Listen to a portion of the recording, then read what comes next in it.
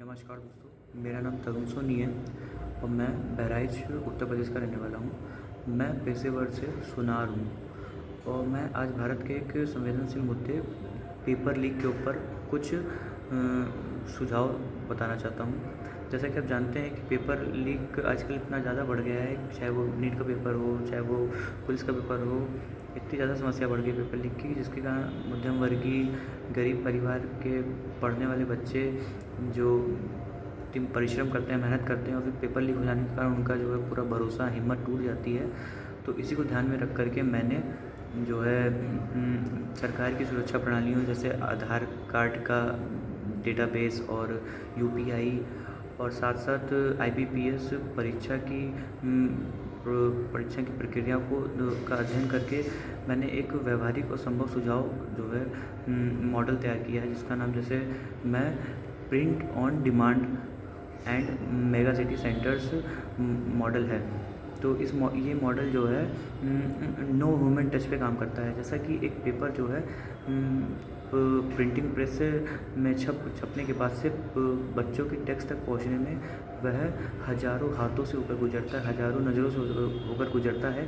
तो ऐसे में उस पेपर की गोपनीयता को बनाए रखना थोड़ा मुश्किल हो जाता है। तो मैं चाहता हूँ कि पेपर जो है परीक्षा शुरू होने से पहले परीक्षा से पहले पेपर जो है वो कागज़ पर तैयार ही ना किए जाएँ, छापे ही ना जाएँ, बल्कि परीक्षा शुरू होने से 15 से 25 मिनट पहले मेगा सेंटर्स पर ये पेपर्स एक मुख्य सर्वर के ज़रिए, गुप्त कोड के ज़रिए मेगा सेंटर्स पर उपलब्ध सुपर स्पीड रोबोटिक मशीनों के पास जाए और फिर वो मशीनें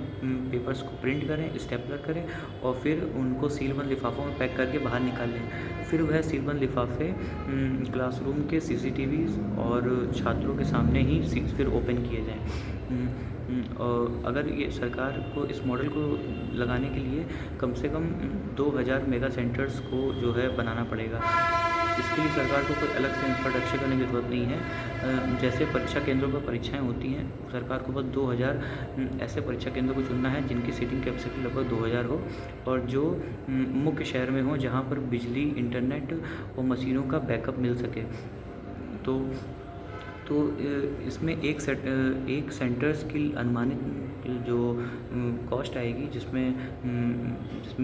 प्रिंटिंग मशीन, सुपर स्पीड और जो सारा जो सेटअप होगा बिजली का, सर्वर्स का, जैमर्स का, वो लगभग 50 से 60 लाख की कॉस्ट आती है, जो टोटल मिलाकर के लगभग 1200 करोड़ हो जाती है। और तो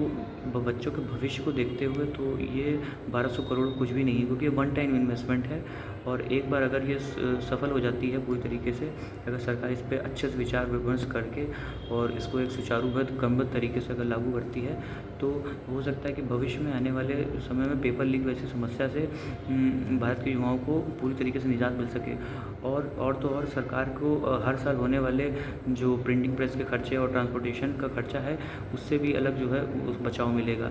तो मेरा सरकार से और शिक्षा मंत्रालय से और देश के बड़े बड़े शिक्षकों से निवेदन है कि अगर उन्हें ये मॉडल अच्छा लगता है तो वह इसके ऊपर विचार विमर्श ज़रूर करें और इस वीडियो को आगे बढ़ाएं, ताकि जो है जल्द से जल्द सरकार की नज़रों में ये विचार जो है पहुंच सके, सरकार की नज़रों में